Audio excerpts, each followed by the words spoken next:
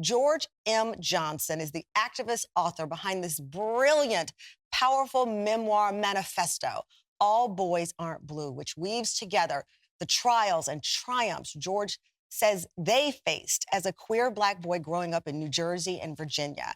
And George M. Johnson joins us now from Newark, New Jersey. Thank you. So, congratulations on this. As I said, George, I followed you on social media and watched this journey as you went from explaining your story to putting it where it is now. And it's just been joyful watching you celebrate this. How does it feel for you?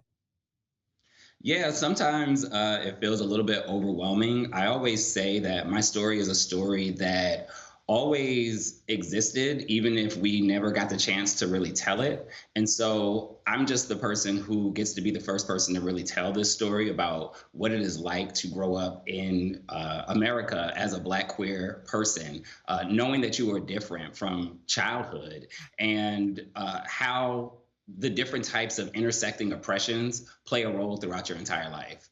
You know, speaking of your life, again, from your social media, I watch your family and that kinship that supports you and allows you to flourish in the space that you are in. You know, I think a lot about Toni Morrison when I think of you, and I learned that you actually have a quote tattooed on your arm that was inspiring to you and helped push you through writing this book. Tell us about your tattoo. Yeah, I got the tattoo several years ago, and it simply says, if there's a book that you want to read and it hasn't been written yet, then you must write it. Ah, Again, when you grow up and you don't have visibility and representation, which is just the starting point, you sometimes don't even know that you also exist in the world. And so when I wrote this book, specifically a Black queer young adult memoir, I was writing the book that the 10-year-old me needed, ah. that the 15-year-old me needed, that the 21-year-old me needed. Going in the process of writing the book, it was really cathartic. There were a lot of wounds that I thought I had healed that I hadn't healed yet.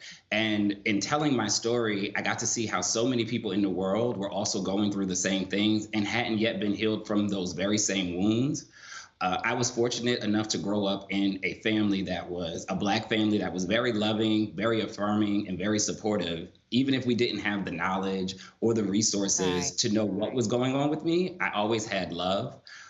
And at the end of the day, I always had a place to call home. Oh my God. Well, the memoir is an unflinching look as George grows up, as he said, queer and Black. He details everything from his first sexual relationship to getting his teeth knocked out by a group of bullies at age 5. Here's an excerpt from the narrative of the audiobook. I wish I knew what motivated the attack. Could it have been because I was effeminate? Could it have been a race thing, since the main assaulter was a white boy from a different part of the neighborhood? Could it have simply been the toxic behaviors we teach boys about fighting and earning manhood? I know that impact and intent always play a role.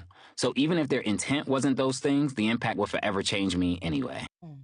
You also write about your nanny, your grandmother, who recently passed away, and our thoughts and prayers are with your family on that. And I know that's a big emotional part of this. This was the caregiver in your life. You said that she was the caregiver, the hustler, my best friend. She's the central figure in your upcoming memoir, which we have, We Are Not Broken. I just love the support and to see that, as I said, on this journey, because there are so many people who hear the stories of family rejecting the journey. And yours is not that. And you're sharing that even in your new book. Yeah, my grandmother Nanny, I'm actually wearing her pearls today. And underneath it, I have a diamond pendant on that I always wear of hers because she's always around me. She's always with me, and her words are always with me. The one thing that I think I want people to understand from my family and from my grandmother is that it really costs you nothing to love an LGBTQ child, but not loving an LGBTQ child could cost that child their life. Mm. And even with all of the love, it still may not be enough. And so you have to put safety and support and resources in place for that child so that they actually have a chance at life. My family, starting with my grandmother Nanny and the other Black women in my family, my mother Kay, my Aunt Munch, my Aunt Sarah, and my Aunt Crystal specifically, all surrounded me and supported me with a lot of love and values. And then the men in my life, my Uncle Raw, my father Gregory, they never once made me feel like me being effeminate was a deterrent to their manhood, nor was it a deterrent to the person that I could become. And so simply being surrounded by such a powerful Black family has allowed me to do many of the things that I get to do in the world. I feel like, George, you just named all the people you're going to thank when you're on the stage once this is a TV show. I'd like to thank Nanny. I'd like to thank my uncles.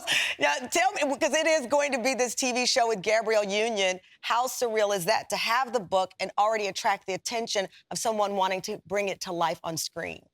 Someone like Gabby Union, of course.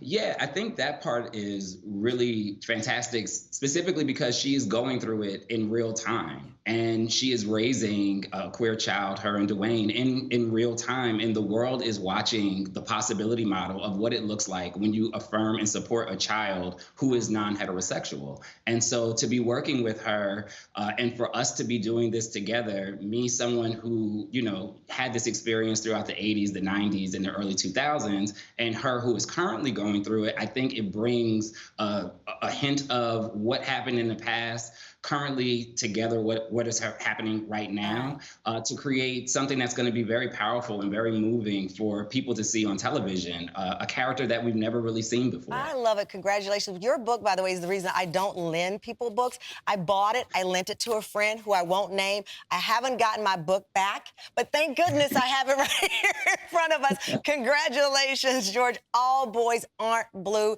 is out now, and George's upcoming book, We Are Not Broken, goes on sale in September. Thank you, George. Thank you.